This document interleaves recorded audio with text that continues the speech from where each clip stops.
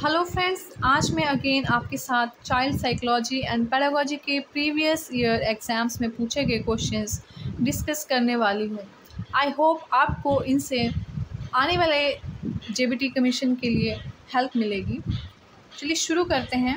An important objective of education is, शिक्षा का एक महत्वपूर्ण उद्देश्य है livelihood, learning, writing and reading, intellectual development, all round development. तो इसका राइट आंसर होगा ऑल राउंड डेवलपमेंट, क्योंकि जो शिक्षा का उद्देश्य है वो किसी एक क्षेत्र तक सीमित नहीं है। शिक्षा कैसी प्रक्रिया है जिसमें कि बच्चे का क्या किया जाता है, हर तरफ से विकास जो होता है वो सुनिश्चित किया जाता है, चाहे वो मेंटली हो, फिज़िकली हो, इमोशनली हो या फिर सोशल डेवलपमेंट हो। हर तरफ से जो है बच्चों की डेवलपमेंट जो होती है वो सुनिश्चित की जाती है किसमें, शिक्षा में।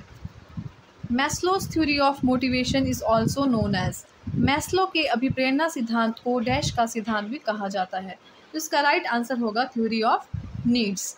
जो मैस्लो हैं इनका मानना था कि मनुष्य जो है उसकी बहुत सारी ज़रूरतें होती हैं, इच्छाएं होती हैं और उसके अकॉर्डिंगली जो होता है वो बिहेव करता है। ठीक है, पूरी जो उनकी ज़रूरतें नहीं होती हैं तो वही जो है उसके व्यवहार को क्या करती हैं, मेनली प्रभावित करती हैं। ठीक है, तो उन्होंने 5 मेनली उन्होंने दी थी नीड्स के। एक पिरामिड था जिसमें कि सबसे पहले आता था फिजियोलॉजिकल नीड्स। फिजियोलॉजिकल नीड्स जैसे कि जो भी रोटी, कपड़ा, मकान वाली जो बेसिक नीड्स आती थी। सेकंड, सेफ्टी की नीड्स, सुरक्षा के लिए। थर्ड थी बिलोंगिंगनेस एंड लव। और फोर्थ थी esteem needs. And last one थी self actualization. Attention is the dash process, अवधारणा एक डैश प्रक्रिया है। इसका राइट आंसर होगा selective. Which of the following is not a theory of intelligence, निम्न में से कौन सा बुद्धि का सिद्धांत नहीं है। देखिए, यूनिफैक्टर थ्योरी भी है, टू फैक्टर थ्योरी भी है, थ्योरी ऑफ रिग्रेशन, इसमें ये राइट ऑप्शन होगा क्योंकि ये जो है बुद्धि का सिद्धांत नहीं है। मल्टी फैक्टर थ्योरी भी सही है, तो C is the right answer. Who stated learning is the process of development, सीखना विकास की प्रक्रिया है, कथन किसके द्वारा कहा गया। इसका राइट आंसर होगा वुडवर्थ। इस तरह के डायरेक्ट क्वेश्चन जो है स्टेटमेंट वाइज पूछ लिए जाते हैं, तो ये अच्छे से याद होने चाहिए। Who propounded the theory of trial and error, जो ट्रायल एंड एरर है वो किसने दिया था, Thorndike, D option. Which stage is considered most difficult period of life, जीवन का सबसे कठिन काल किसको माना जाता है, adolescence.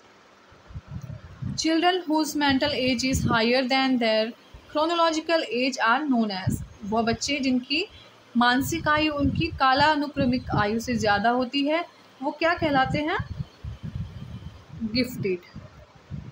Who classified introverts and extrovert personality, किसने अंतर्मुखी और बहिर्मुखी जो व्यक्तित्व है उसका वर्गीकरण किया था, कार्ल जंग ने। Which one of the following is an emotion, निम्नलिखित में से कौन सा एक संवेग है। तो मेमोरी तो नहीं होगा, स्टिमुलस भी नहीं होगा, अटेंशन भी नहीं होगा, तो उसका राइट आंसर होगा फियर। ठीक है, जो संवेग होते हैं वो मेनली कितने टाइप के होते हैं, 2 टाइप्स के होते हैं। पॉजिटिव भी हो सकते हैं और नेगेटिव भी हो सकते हैं। जो पॉजिटिव इमोशंस होते हैं उसमें आते हैं आपके जैसे खुशी है ना, इंजॉय करना, और जो नेगेटिव है उसमें आता है जैसे फियर, गुस्सा करना, क्रोध करना, ठीक है, घृणा करना किसी से। ठीक है, ये 2 तरह के संवेग जो है वो पाए जाते हैं, तो इसमें कौन सा राइट ऑप्शन होगा, fear. Who propagated 2 factor theory of personality, personality की 2 फैक्टर थ्योरी किसने दी थी, तो इसका राइट आंसर होगा Spearman. Learning is a modification in a behaviour which is relatively, अधिगम व्यवहार में परिवर्तन को कहते हैं जो कि अपेक्षाकृत डैश परिवर्तन होते हैं। तो कैसे परिवर्तन होते हैं ये, टेम्पररी, परमानेंट, कंट्रोल या फिर अनकंट्रोल्ड। परमानेंट। देखिए, जब लर्निंग होती है तो लर्निंग से क्या होता है, व्यवहार में क्या आते हैं, चेंजेस आते हैं, और ये चेंजेस जो हैं अधिगम के साथ साथ क्या होते जाते हैं, हमारे अंदर परमानेंट होते जाते हैं। क्योंकि जितनी ज़्यादा हम प्रैक्टिस करते हैं, जितनी ज़्यादा हम एक्सपीरियंस करेंगे चीज़ों को तो ये क्या हो जाएंगे, हमारे जीवन में परमानेंट हो जाते हैं। ठीक है, तो इसका राइट आंसर होगा permanent. The condition stimulus in Pavlov's conditioning is, Pavlov के अनुबंधन सिद्धांत में अनुबंधित उद्दीपक है, तो इसका राइट आंसर है bell. Which of the following is not a type of intelligence as proposed by Gardner? देखिए, तो गार्डनर जो थे उनके द्वारा दी गई बुद्धि का एक प्रकार नहीं है। कौन सा नहीं होगा इसमें? म्यूजिकल इंटेलिजेंस तो सही है, लिंग्विस्टिक इंटेलिजेंस भी सही है, लॉजिकल मैथमेटिकल भी सही है, लेकिन क्रिएटिव इंटेलिजेंस जो है इन्होंने नहीं बताया था, तो C is the right option. Who propounded the laws of learning? सीखने के नियम का प्रतिपादन किसने किया? तो किसने किया था? फ्रियॉड, स्किनर, थॉर्नडाइक या फिर एडलर? किसने किया था? इसका राइट आंसर होगा थॉर्नडाइक। 3 इन्होंने नियम दिए थे, law of readiness, law of exercise and law of effect. Creative students are, सृजनात्मक विद्यार्थी होते हैं। ये वाला क्वेश्चन ज़रूर पूछा जाता है। Convergent thinkers, divergent thinkers, extrovert, very hard working. तो कैसे होते हैं ये? Divergent thinkers. Which one of the following method is best in changing the undesirable behaviour of the students? विद्यार्थी में अवांछित व्यवहार को परिवर्तित करने की सबसे प्रभावी पद्धति कौन सी है? ठीक है, बच्चे में क्या है, कुछ बिहेवियर है उसका जो कि कैसा है? अवांछित है, अनडिज़ायरेबल है, जो कि नहीं होना चाहिए, अच्छा बिहेवियर जो नहीं है, तो उसको कैसे चेंज किया जा सकता है? कौन सी पद्धति इसमें यूज़फुल रहेगी? पनिश द चाइल्ड, ठीक है, उसको पनिशमेंट दी जाए, या फिर bring to the notice of guardians, ठीक है, उनके पेरेंट्स को बताया जाए, to identify the cause of undesirable behaviour and manage remedial step. तो ये वाला ऑप्शन सही होगा, सी ऑप्शन, कि क्या किया जाए? पहले तो व्यवहार का उसके पता लगाया जाए, जो अवांछित व्यवहार है वो क्यों कर रहा है, और उसके बाद जो है फिर उसको सुधारने के लिए जो है आगे जो है स्टेप लिए जाएं, ठीक है। Who use the word intelligence quotient first? IQ जिसे कहा जाता है, बुद्धि लब्धि शब्द का सर्वप्रथम प्रयोग किसने किया था? किसने किया था IQ का सबसे पहले यूज? स्टर्न ने। ये भी बहुत इंपॉर्टेंट क्वेश्चन है। When students are given an opportunity to discuss a problem in a group, the course of their learning, किसी समस्या पर चर्चा करने का अवसर जब विद्यार्थियों को समूह में दिया जाता है, तब उनके सीखने का क्रम कैसा होता है? Remains constant, gets better, decreases, remains the same। तो इसका राइट आंसर होगा B, gets better, ठीक है। जब बच्चे क्या करते हैं, आपस में चर्चा करेंगे किसी समस्या के ऊपर, तो क्या होगा? उनकी क्यूरोसिटी बढ़ेगी। जब उनकी क्यूरोसिटी बढ़ेगी तो फिर क्या हो जाएगा? उनके जो सीखने का जो क्रम होगा वो क्या हो जाएगा? अच्छा होता चला जाएगा। Children whose family environment is democratic are relatively more dash than other children. जिन परिवार के बच्चों का पर्यावरण लोकतांत्रिक होता है वह अन्य बच्चों से अपेक्षाकृत ज़्यादा होते हैं। तो वो कैसे होते हैं? Backward personality in educational field, ये नहीं होगा, ठीक है। Extroverted and over active personality, ये हो सकता है। इंट्रोवर्टेड तो बिल्कुल नहीं होगा। वीक एंड अंडर एक्टिव, ये भी नहीं होगा। तो राइट ऑप्शन होगा extroverted and over active personality, क्योंकि जहाँ पे डेमोक्रेटिक एनवायरनमेंट बच्चे को मिलेगा तो वहाँ पे बच्चा क्या करेगा? खुल के अपने विचारों को रख पाएगा, ठीक है। उसको जो है ऐसा नहीं है कि उसको दबा के रखा जाएगा।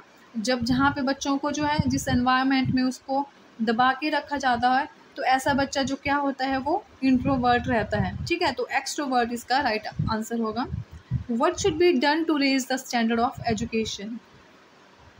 शिक्षा के स्तर को ऊंचा करने के लिए क्या किया जाना उचित है?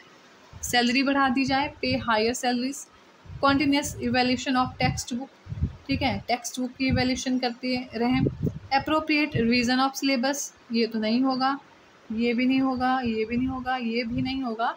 कॉन्टीन्यूस इवैल्यूएशन ऑफ स्टूडेंट्स, कि स्टूडेंट्स की क्या की जाए? कॉन्टीन्यूसली इवैल्यूएशन, मूल्यांकन जो है अगर कॉन्टीन्यूसली बच्चे का किया जाए तो उससे क्या होता है? बच्चों की कमियों का पता लगता है और उन कमियों का फिर सुधार किया जा सकता है, और इस तरह से शिक्षा के स्तर को ऊंचा किया जा सकता है। What is the IQ of a 10 years old child whose mental age is 12 year? तो तो IQ क्या होगा? एक 10 इयर्स का बच्चा है जिसकी मेंटल एज कितनी है? 12 साल है। तो इसमें आप वही फॉर्मूला लगाएंगे, कौन सा? Mental as over chronological S multiply by 100। तो मेंटल एज कितनी है? 12 और क्रोनोलॉजिकल एज कितनी है? 10 मल्टीप्लाई बाय 100, तो कितना हो जाएगा? 120 is the right answer. Which factor is necessary for maximum learning spread among children? ठीक है, बालकों में अधिकतम अधिगम प्रसार हेतु कौन सा कारक आवश्यक है? Overload of work in the classroom, ये तो कभी भी नहीं होगा। एक्सेस ऑफ होमवर्क, ये भी नहीं, ये तो नेगेटिव स्टेटमेंट है। प्लिथोरा ऑफ राइटिंग, ये भी नहीं। तो राइट आंसर क्या होगा? Personal interest in studies. Development is continuous and slow process according to which psychologist? किस मनोवैज्ञानिक के अनुसार विकास एक सतत और धीमी प्रक्रिया है? तो ये किसने कहा था? राइट आंसर है जीन पियाजे ने। इनके अकॉर्डिंग जो विकास है वो कैसी प्रक्रिया है? एक कॉन्टिन्यूस है और कैसी प्रक्रिया है? धीमी प्रक्रिया है। Watson and Skinner both contributed in which school of psychology? Watson तथा स्किनर दोनों ने मनोविज्ञान की कौन सी विचारधारा में योगदान दिया था? इसका राइट आंसर होगा D, behaviourism. Dysgraphia is associated with, इस तरह के क्वेश्चन भी आते हैं, जैसे डिसलेक्सिया क्या होता है, डिस्ग्राफिया। तो dysgraphia is a writing disorder. According to Freud it is based on dash principle, Freud के अनुसार इट डैश के सिद्धांत पर आधारित है। Sorrow, fear, reality, pleasure. तो राइट आंसर होगा प्लेजर प्रिंसिपल। ठीक है, जो इड होता है ये क्या होता है? जन्मजात प्रवृत्ति का होता है। इसमें व्यक्ति की क्या होती है? मूल वासनाएं, इच्छाएं आती हैं, और तनाव में जो है ऐसा व्यक्ति नहीं रह सकता। ठीक है, जो इड जो होता है इससे व्यक्ति क्या होता है? तनाव में नहीं रह सकता, और उसे कैसा फील होता है कि वो बिना किसी इंतजार के जो है आनंद और सुख को वो प्राप्त करना चाहता है। Which of the following statements about continuous and comprehensive evaluation is not correct? तो इसमें पूछा है कि निम्न में से कौन सा कथन सतत और व्यापक मूल्यांकन के संदर्भ में सही नहीं है? तो ये याद रखना है कि सही नहीं है। तो it is an easy way for the teachers to test learners, ये इसका आंसर सही हो सकता है। It is the latest development in the teaching learning process, ये भी तो सही है सीसी के लिए। It creates interest among learners for studies. ठीक है, conventional paper pen test do not assess all the attributes and abilities, ये भी सही है। सही कौन सा नहीं होगा? तो राइट आंसर क्या है? It is an easy way for the teachers to test learners frequently. According to पियाजे the children able to grasp the concept of object permanence and conservation in. पियाजे के अनुसार बालक डैश में वस्तु स्थायित्व और संरक्षण के संप्रत्यय को समझने में सक्षम होता है। तो इसका राइट आंसर होगा सेंसरी मोटर स्टेज। ठीक है, जब बच्चे छोटे होते हैं तो उनको वस्तुओं के स्थायित्व का, ऑब्जेक्ट परमानेंस का क्या होता है? ज्ञान नहीं होता है। उनको लगता है कि अगर कोई भी वस्तु जो है उनके सामने से अगर उठा दी जाए, अगर उसको छुपा दिया जाए, तो वो सोचते हैं वो नष्ट हो चुकी है। तो ये जो ज्ञान इनको, जो ये जो समझ है इनको इसकी ऑब्जेक्ट परमानेंस की, कि वस्तुएं क्या हैं? स्थायी हैं, वो तभी भी बन नहीं रहती हैं जब उन्हें देखा, सुना या महसूस नहीं किया जाता। तो ये वाली जो समझ उनमें विकसित होती है वो सेंसरी मोटर स्टेज में होती है, अकॉर्डिंग टू जीन पियाजे। Which factor is important in human development? तो इसका which factor is important in human development, मानव विकास में कौन सा कारक महत्वपूर्ण है? Heredity, environment. Heredity and environment होगा इसका राइट आंसर। दोनों ही बहुत ही महत्वपूर्ण भूमिका निभाते हैं। Concept of mental as was given by, mental as का जो कंसेप्ट था वो किसने दिया था? बिने साइमन ने। Which one is based on educational psychology? निम्नलिखित में से कौन सा शिक्षा मनोविज्ञान के ऊपर आधारित है? Kindergarten, Montessori, playway method, all of these. Sociometric method was propounded by, समाज नीति विधि को प्रतिपादित किया है। तो इसका राइट आंसर होगा B, Moreno. According to Terman IQ of the average person is between, Terman के अनुसार सामान्य व्यक्ति की बुद्धि लब्धि है कितनी होनी चाहिए? 90 to 110 तक। Our opinion about an important aspect of our self is called. स्वयं को महत्व के बारे में हमारी अवधारणा क्या कहलाती है? इसका राइट आंसर होगा self esteem. Area of development is called, विकास का क्षेत्र है। Physical, mental, social, all the above. तो इसका डी जो ऑप्शन है वो सही होगा। फिजिकल भी, मेंटली भी और सोशली भी डेवलपमेंट के ये सभी क्या हैं? एरिया हैं। When a man assimilates new information in his present knowledge, it is, किसी व्यक्ति द्वारा वर्तमान ज्ञान में नई सूचनाओं को ग्रहण करना क्या कहलाता है? तो इसका राइट आंसर होगा एसिमिलेशन। ठीक है, एसिमिलेशन में क्या होता है कि जब क्या किया जाता है, जो भी हमारे पास इंफॉर्मेशन होती है पहले से, उसमें क्या किया जाता है और सूचनाओं को क्या किया जाता है? ग्रहण करने की जो क्षमता होती है उसको कहते हैं assimilation. Which psychologist stress on reinforcement in his principle of learning? तो किस मनोवैज्ञानिक ने अपने अधिगम सिद्धांत में पुनर्बलन पर जोर दिया था? तो इसका राइट आंसर होगा B.F. स्किनर। इंटीमेसी वर्सन बोलेशन, इसमें आइसोलेशन होगा यहाँ पे। स्टेज लाइज बिटवीन, घनिष्ठता बनाम एकाकीपन की अवस्था है। मेनली ये होती है 21 to 40, पर यहाँ पे ऑप्शन में 20 to 30 दे रखा है, तो राइट ऑप्शन ये होगा। Which is not the part of memory, learning, attention, recall, thinking? तो राइट आंसर होगा thinking. Most useful method used for study the torrents from the school. पाठशाला से भागने वाले बालक के अध्ययन की सर्वाधिक उपयोगी विधि है। कौन सी विधि होगी उपयोगी? Case study. तो अध्यापक क्या होते हैं? बच्चों के लिए एक सलाहकार भी होते हैं, गाइड का काम भी वो करते हैं।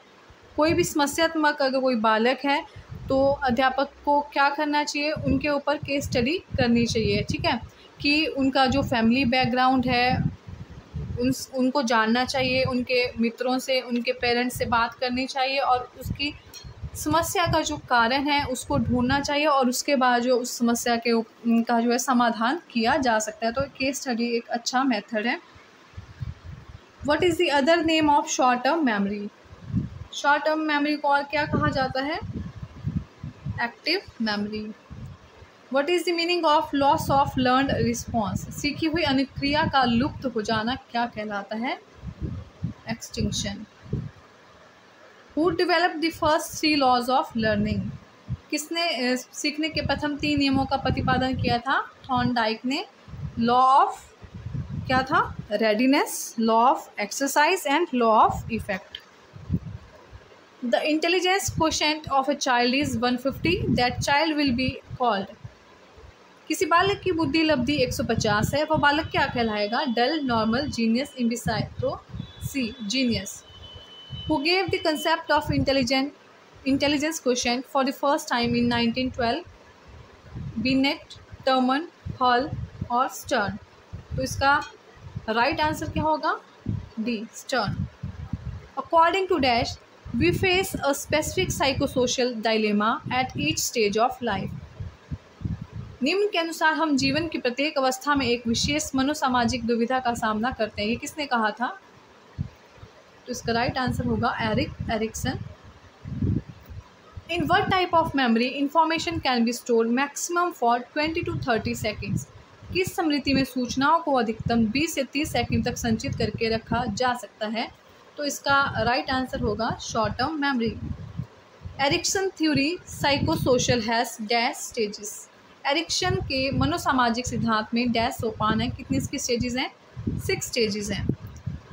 Bhatia battery is use for which test? ठीक है, भाटिया बैटरी का प्रयोग किस परीक्षण हेतु किया जाता है? तो इसका राइट आंसर होगा इंटेलिजेंस। तो ये थे मेरे 50 क्वेश्चन जो कि प्रीवियस ईयर क्वेश्चंस पेपर में जो है ये पूछे गए थे।